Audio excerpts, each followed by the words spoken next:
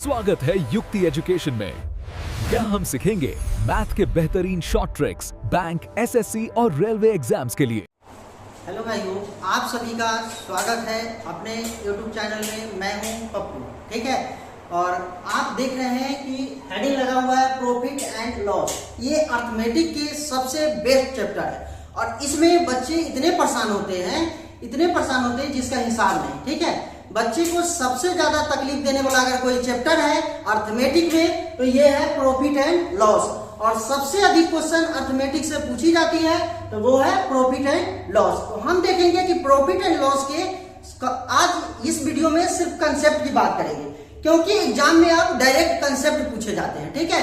तो direct concept पहले देख लेते हैं, उसके बाद कंसेप्ट का क्वेश्चन में उपयोग नहीं करना है, डायरेक्ट क्वेश्चन में कैसे बनाना है सो हम देखेंगे, ठीक है।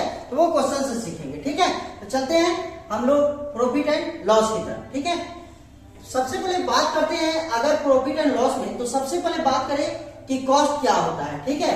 यानी कॉस्ट, प्राइस, इसको हिंदी में बोलते हैं हम लोग क्रय मूल्य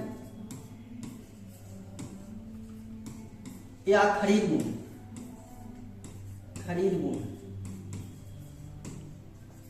ठीक है। कॉस्ट यानी क्रय मूल्य बोले या खरीद मूल्य बोले, ठीक है। अगर हम बात करें जैसे किसी वस्तु को हम जाते हैं खरीदने के लिए तो उसका लागत कितना है। अगर मान लीजिए कोई वस्तु हम खरीदे, एक टीवी खरीदे, 5,000 रुपए में एक टीवी देता है, ठीक है। और उसको लाने में कुछ ना कुछ खर्च होता है। मान लीजिए 500 रुपए भाड़ा में खर्च हो गया, ठीक है। 500 रुपए खर्च हो गया, ठीक है। अगर मान लीजिए टीवी ला करके हम लगा भी दे, क्या टीवी चलेगा? है ना, टीवी चलने वाला नहीं, उसके लिए डिश का उपयोग करना होगा। तो मान लो कि 1,000 रुपए में हमने डिश खरीद लिया, ठीक है। यानी टोटल प्राइस जो हो गया कितना हो गया, टोटल प्राइस कितना हो गया, ये 0 हो गया, 0 हो गया और ये 5 हो गया और ये 1 हो गया, ठीक है। 5 1 6 हो गया, ठीक है। यानी कितना हो गया, 6500 रुपए हो गया। टोटल प्राइस जो हो गया मेरा 6500 रुपए हो गया। यानी टीवी का जो टोटल प्राइस हो गया कितना हो गया बाबू, 6500 रुपए हो गया, ठीक है। टीवी का टोटल प्राइस कितना हो गया, 6500 रुपए हो गया। तो ये मेरा कॉस्ट प्राइस हो गया, ठीक है।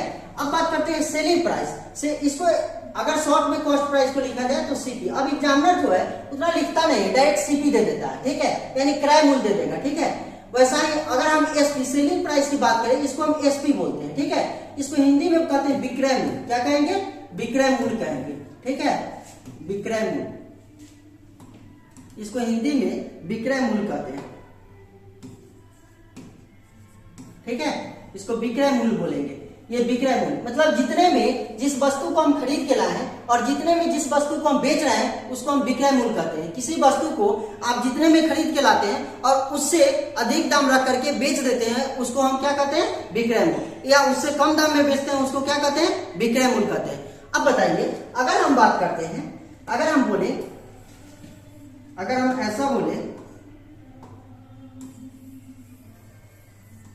ऐसा बोले कि कोई वस्तु हम खरीदे, ठीक है। अगर कोई वस्तु खरीदे हैं तो उसको या तो हम प्रॉफिट में बेचेंगे या तो हम लॉस में बेचेंगे। किसी वस्तु को अगर हम बेचते हैं तो या तो प्रॉफिट में बेचते हैं या क्या बेचते हैं, लॉस में बेचते हैं, है ना।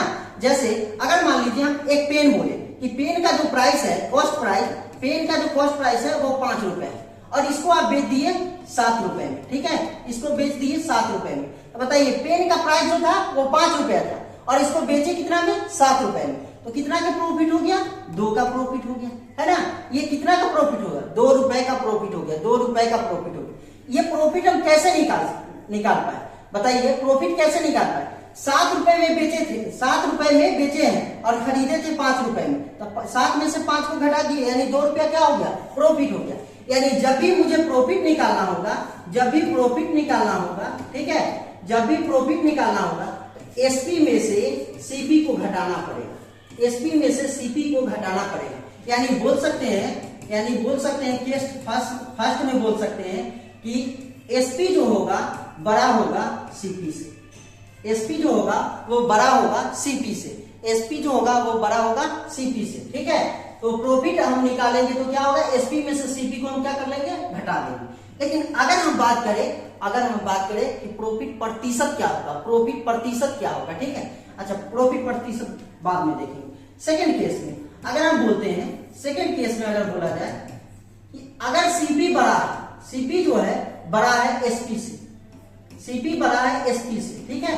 सीपी यदि बड़ा है एसपी से तब क्या होगा, अगर मान लीजिए कोई वस्तु हम खरीदे, जैसे पेन की बात करें, ये पेन जो है हम 5 रुपए में खरीदे, लेकिन इसको बेच दिए, इसको अगर हम बेच दिए 3 रुपए में, कितना में बेच दिए 3 रुपए में, तो कितना के लॉस हो गया, मुझे 2 रुपए के लॉस हो गया। कितना के लॉस हो गया, 2 रुपए के।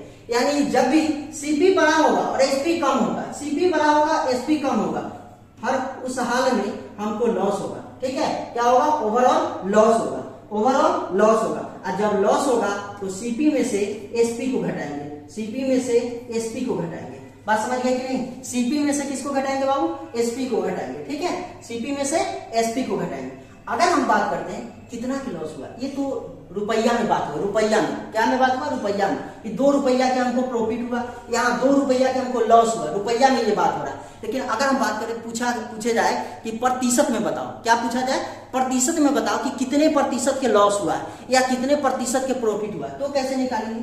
तो बताइए, ये 2 रुपया का जो बेनिफिट हुआ कितना पर हुआ, 5 पर हुआ, ठीक है। हमेशा क्रय मूल्य पे होता है, प्रॉफिट जो होता है हमेशा क्रय मूल्य पर होता है। प्रॉफिट किस पे होता है, क्रय मूल्य पर होता है, सीपी पर होता है, कॉस्ट प्राइस पे होता है, ठीक है। इनटू में 100% होता है, 100% होता है, ठीक है। या हम ये भी बोल सकते हैं कि 2/5 जो है कितने के, अगर आप ये नहीं जानते कि 2/5 का वैल्यू क्या होता है, 2/5 जो फ्रैक्शन वैल्यू है उसका प्रतिशत वैल्यू क्या होता है, तो आप प्रतिशत का फर्स्ट वीडियो जाकर के देखेंगे, ठीक है।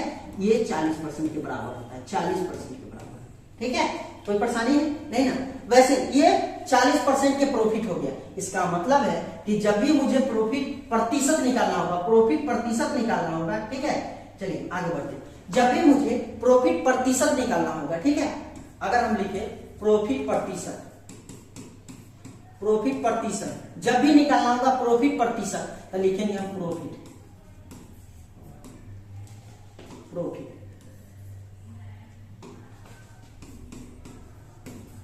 प्रॉफिट अपॉन में लिखेंगे सीपी, कॉस्ट प्राइस, ठीक है। इनटू में क्या लिखेंगे, 100%, 100%। या इसी को ऐसे भी लिखा जा सकता है, इसी को ऐसे भी लिखा जा सकता है। देखिए तो पीछे प्रॉफिट निकालने के लिए क्या लिखते हैं, एसपी माइनस सीपी। एसपी में से सीपी को घटाते हैं तो प्रॉफिट आ जाता है, एसपी में से सीपी को घटाते हैं तो क्या आता है, प्रॉफिट आता है, ठीक है। तो प्रॉफिट निकालने के लिए क्या लिखेंगे, एसपी माइनस में सीपी, अपॉन में लिखेंगे सीपी, इनटू में 100%, 100%, ठीक है। इनटू में क्या लिखेंगे, 100%। अगर मुझे लॉस परसेंट निकालना हो, loss percent, overall loss percent निकालना हो तो क्या लिखेंगे, लॉस प्रतिशत, लॉस प्रतिशत यानी हानि निकालना हो तो क्या लिखेंगे, ठीक है।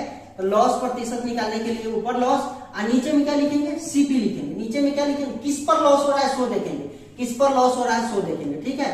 अब बताइए, इनटू में लिखेंगे 100, इनटू में 100%, ठीक है। या इसको ऐसे भी तो लिखा जा सकता है, लॉस निकालने के लिए, लॉस निकालने के लिए देखिए तो क्या है, CP minus SP, CP minus SP. इसको ऐसे भी तो लिख सकते हैं, इसको ऐसे भी तो लिखा जा सकता है, सीपी माइनस एसपी अपॉन में सीपी इनटू में 100%, 100%। कोई परेशानी नहीं है, कोई परेशानी नहीं होगा, ठीक है। ये कंसेप्ट डायरेक्ट, ये कंसेप्ट एग्जाम में पूछा जाता है, ठीक है, इसलिए कंसेप्ट होता है। लेकिन क्वेश्चन इस पर नहीं करना है, क्वेश्चन कतई भी इस पर नहीं करना है। क्वेश्चन डायरेक्ट ऑप्शन से उड़ा देना है, क्वेश्चन क्या करना है, ऑप्शन से उड़ा देना है, ठीक है। चलिए बढ़ते हैं आगे, ठीक है, आगे की ओर बढ़ते हैं और देखते हैं। अगर हम कहें केस थर्ड में बोले, केस थर्ड में अगर हम ये बोले कि जितना कॉस्ट प्राइस होगा, ठीक है, अगर उतना ही सेलिंग प्राइस हो, ठीक है, कॉस्ट प्राइस और सेलिंग प्राइस दोनों बराबर हो, यानी एक वस्तु को, यानी एक पेन को हम 5 रुपए में खरीदे और 5 रुपए में ही बेच दिए, ठीक है। 5 रुपए में खरीदे और 5 रुपए में ही बेच दिए। अब बताइए, जितना में हम खरीदे हैं उतना ही में अगर बेच देंगे, क्या प्रॉफिट होगा या लॉस होगा। जितना में खरीदेंगे उतना ही में बेच देंगे तो क्या प्रॉफिट होगा या लॉस होगा, नहीं होगा, ठीक है। तो जितना में खरीदेंगे उतना ही में बेचेंगे, तो हर हाल में no profit no loss, no profit no loss, no profit no loss, ठीक है। ये केस बनेगा, ठीक है। तीसरा केस हम ये बताएं कि जितना में हम खरीदेंगे, यानी सेलिंग प्राइस और कॉस्ट प्राइस दोनों अगर बराबर होगा, जितना में खरीदेंगे उतना ही में यदि बेचेंगे तो नो प्रॉफिट नो लॉस होगा, नो प्रॉफिट नो लॉस होगा, ठीक है। अगर हम कहें, अगर हम ये कहें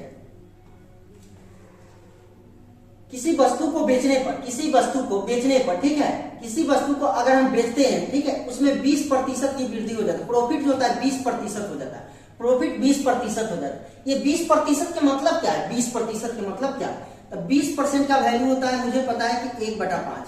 ये 20% के क्या होता है? प्रॉफिट हो जाता है, यानी लाभ हो जाता है 20% के। यानी पहले से वस्तु का कीमत 5 रुपए था, उसमें 1 का लाभ हो गया।